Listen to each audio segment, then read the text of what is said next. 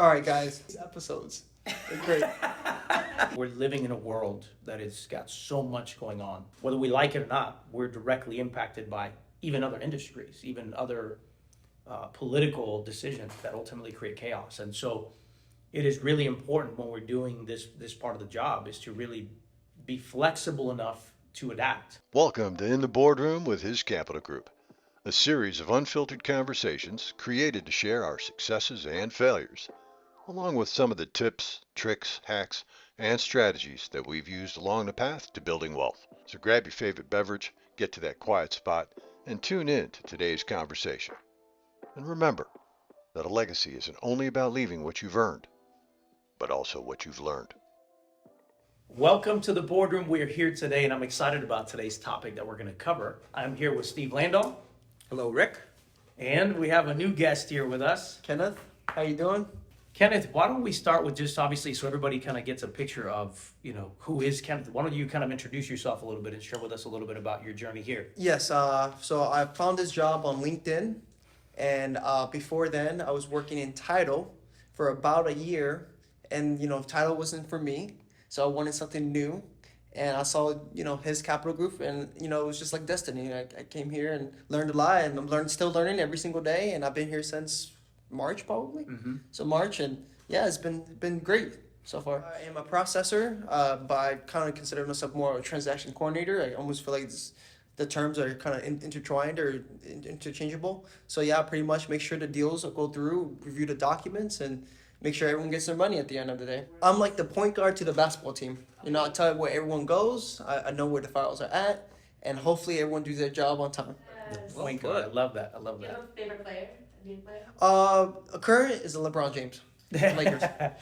So I wonder why. yeah, he's really good, and he works out a lot. And I need to work out more. So that is just paper pusher and simple, and you just get this stuff in, and that's it. You just press a button on a system, and you don't review it. It's just a paper pusher, But what actually happens is you have to actually review it to make sure what you get is what you need, and to make sure underwriting has the stuff they need to make sure they can underwrite the file correctly. So Steve, why don't we talk about, obviously we just heard Kenneth talking about, his role and how he's got to review all these documents because they have to be vetted, right? And you're coming from an investor, the passive investor's perspective. How important is that to you to make sure that somebody's actually making sure the deal makes sense? It's extremely important. And Ken, you're playing a vital role because I deal with passive investors. I'm a passive investor. And I want to have the confidence if I buy a note or if I do an investment with his JV or whatever it looks like, I want to know that deal's been vetted. And I want to know that they went through the right process. We had a meeting on Monday, and in our new software, I believe there's 150 different points that have to be hit just on every deal, whether it's a little deal or a big deal.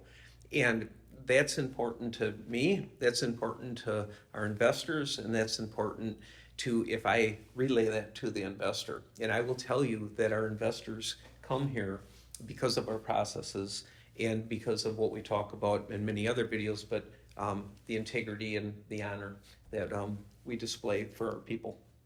Absolutely. And I would even take it one step further. Obviously, from a passive investor's perspective, knowing a deal is underwritten properly makes a lot of sense, is important.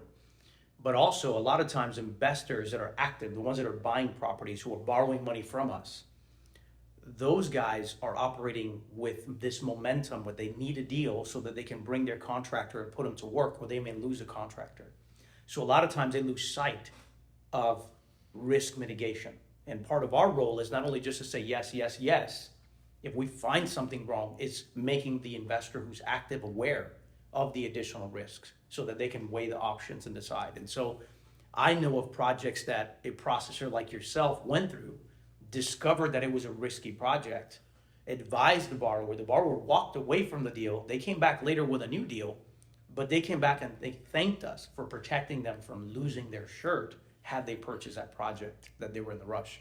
So I do believe that processing that ultimately leads the project information to the underwriting team who's doing the deep vetting is an essential role in any investment that you deal with. Not to mention, there's deadlines and timelines and checklists and all these things.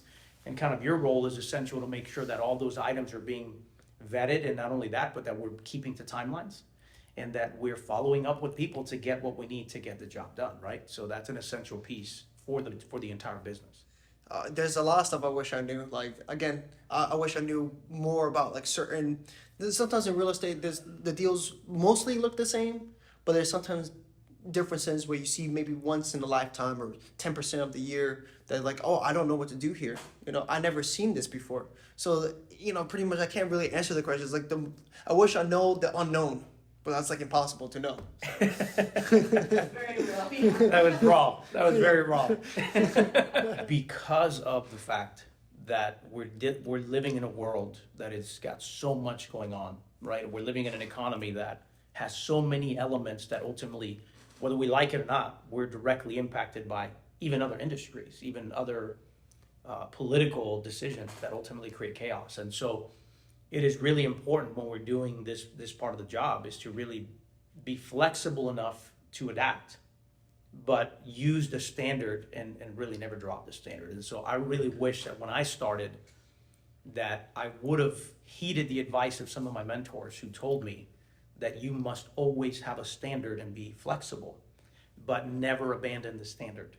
Because I believe some of the headaches that we've had, some of the issues that we've had to troubleshoot, they originated from when we dropped the standard in order to accommodate that situation. And so there is an important piece here is we don't know what we don't know. And that's why at least if we stand for something, we can be confident that we're not going to fall for everything. And so that's one of the things that I think we probably should be adapting more, right? We should really make sure that, and also even in the investments with investing in technology, like with your role right now, it is very easy. You have 150 touch points for every deal. So 150 times 200 deals, that's a lot of stuff you have to touch. That's a lot of details that could be lost or forgotten. For example, to make sure that the team members know when you have vetted something and now it's on them, right? It's just really managing the progression of the work that needs to get done so that we don't come back at the end last minute and now we're rushing, because when we rush, we drop the standard, right? And so those are things that I believe from the standpoint of an investor and looking forward into the future, we have to constantly get better and better and better at. Technology, I think, with the current generation, we talked about post COVID earlier, and I think technology in that case, there's a positive in every challenge. I think the positive there was that it allows us to Zoom. I mean, I literally can handshake someone across the world right now, or across the country, and we do a deal. Prior to that, I don't think it was that easy. It's like, I'm going to fly out and I want to shake your hand, and I think it brought the world closer. I also think that technology has hurt the current generation. I don't care what business you're in the people business. Exactly. And I think it has hurt the current generation. In fact, I'm concerned for those younger than me that are getting caught up in that, where they're almost avoiding that fear of looking someone in the eye and shaking their hand. And I think it's hurting our communication. I literally, I mentioned earlier that I'm turning 60 years old in 2 days. Are we gonna celebrate? Yeah, and I'm more interested now in reaching back and like sharing what I've got, what's been given to me of the last 4 decades in business, and one of the biggest things is people skills, and I truly want to pour into the next generation and allow them to maybe I can save them a mile or two or a lap or two around the track, maybe a decade, just by teaching them what I've learned all these years. But again, technology is a wonderful thing. It's avoided a lot of mistakes for us. It's literally streamlined a lot of things. We couldn't be where we are without technology. But on the other side, I think that there's a need to help people that are hiding behind technology? AI is here to stay. There's no question about that. The reality is everything has a pro and everything has a con. That's just really the way that things are. The most important thing is if you're an investor and you're trying to adapt and change with the market, you really need to be wise and shrewd and understand this is what I'm going to do to adapt, but this is what I'm not going to compromise. Yeah. Because if you don't know what you're getting into and you don't have a standard, that AI can absorb your entire life. It could literally change everything for the worse. Now, what do I see? I see that this type of technology is guaranteed to get rid of many, many, many jobs. I mean, that's just a reality. It's the unfortunate reality. What I don't know, because I don't have a crystal ball and I can't look 20 years into the future, is what those industries will be impacted and how those people losing their jobs may impact the overall real estate economy. That's the part I don't know, because while there are going to be some people that are going to leverage AI to grow an enterprise, the reality is the percentage of those people that will capitalize is going to be much smaller than the number of people who are going to be eliminated because of the technology. I'll give you one example. I've been diving into it again to learn more and to connect with people.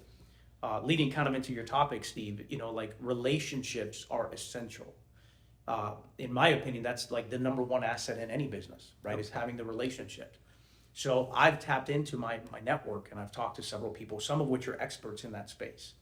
Some of which look at me with almost tears, with fear, because they don't know just how deep that hole is going to go. It's like crazy. So when they're scared, that makes me a little nervous because I'm totally ignorant to this, right?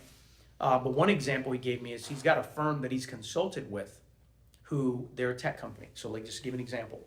In this tech company, they deal with very, very expensive product lines. So the average income in that tech company for a coder and all these people, they're all six-figure jobs. This company had over 100 and something, almost 200 employees, all of which the majority of them are in this place. Since AI came in, what I'm talking about within 4 months of them implementing this AI technology, they took a small team of their almost 200 employees, all making six figures, and they started playing with this AI, and they created robots, and those bots work with other bots in conjunctions with other bots, and together they work as a team. Well, it got to the point that they dialed it in so well within a 4-month period that 2 teams of those bots can do more than 100 of their employees. Wow. So what did they do is they fired 100 employees, and now they have a team that manages the bots that is now creating more teams that are bot-based to do the work. So what that at least tells me in the short term is that we're not talking about that a guy working at McDonald's, not to say that that's a bad job, but obviously is considered to be a lower hourly wage, that a guy working at McDonald's is going to disappear. We're talking about guys that were making 100 grand a year that had a decent house who now got eliminated. And if they don't adapt, what happens to their career in the future? So those are the unknowns, right, that we don't know about with the AI aspect of it. Now, flipping it the other way, AI is a tool that allows you to be able to move at a much quicker pace, process a lot more data. And so from an investor's perspective, I ask myself, like we're talking now, how do we use AI to vet projects to make sure that there's certain aspects of it that the software can do faster than us, and it also doesn't have an emotional tie to the investment itself. So now that tool is going to be able to tell us, hey, this is what I see. This is literally cut and dry what's here. And then it's up to us to determine if there is enough compensating factors to make adjustments or if that killed the deal in itself. So looking at it from both sides of the equation, there is going to be a ripple effect. I think it's too early to tell how big that ripple effect will be, but it is very clear that even people that are high income earners will be impacted by this. Now the question is, how do we adapt that technology but not get so dependent or over dependent on it that if something does shift, then now we're exposed. So it's a very interesting topic, and we'll see what really happens with it. But Artificial intelligence sometimes does unintelligent things.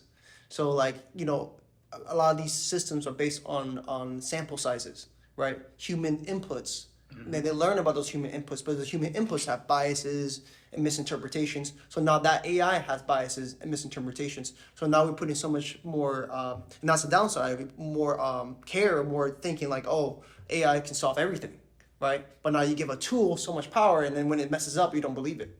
So now you believe in something that's not true. Now it gives you wrong information that can mess you up later on. And another downside is maybe it's easier to be hacked now, you know? So maybe like certain systems where it used to be a lock and key, physical lock and key, is artificial intelligence, and now it can get hacked. Now you make it easier to spread information, but easier to manipulate that information as well. Exactly. You're exposed, right? You're exposed. Because if they access your tool, Yeah. your tool has everything. Maybe And they in a can- second it can transfer the data somewhere else. Maybe they can access your bank account. Because, you know, bank account is based on artificial intelligence, and now there's a hacker on the backside, you know, pulling some cool stuff that, you know, you don't want to experience. Yeah.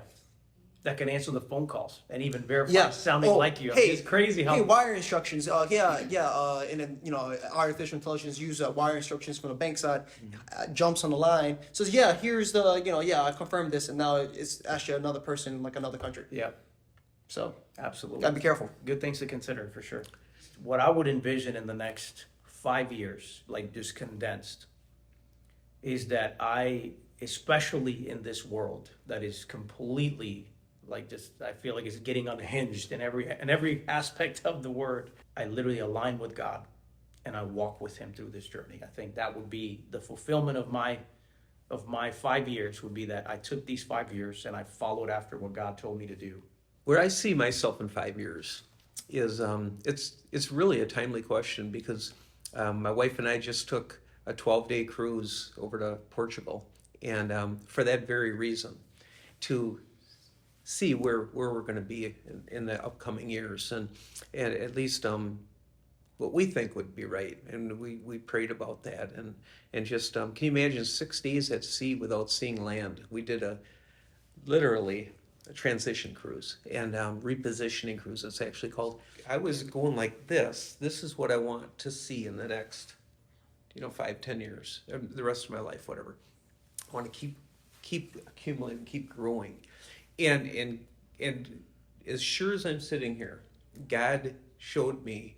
He said, Steve, turn your hands around, and instead of taking, give back. And to give back. After breaking up with Chelsea, I think I'm going to focus on myself in the next 5 years. I want to make sure I try my best to learn as much as I can in the real estate market, to see what other areas I can improve in my life. I do see, with, his capital group, I do see our team there and processing and stuff like that. And one day maybe I want to be an active investor. Those guys make a pretty good living. So being an active investor or even a passive investor one day, that'd be pretty cool. Don't forget to answer our community questions. Let us know what other topics you'd like us to talk about in the boardroom in the comments below. We look forward to continuing to share content with you guys. And if you want more additional content pertaining to real estate investments or motivation and success in life in general, check out some of the other videos that we have. I'm sure they'll be a blessing to you as well.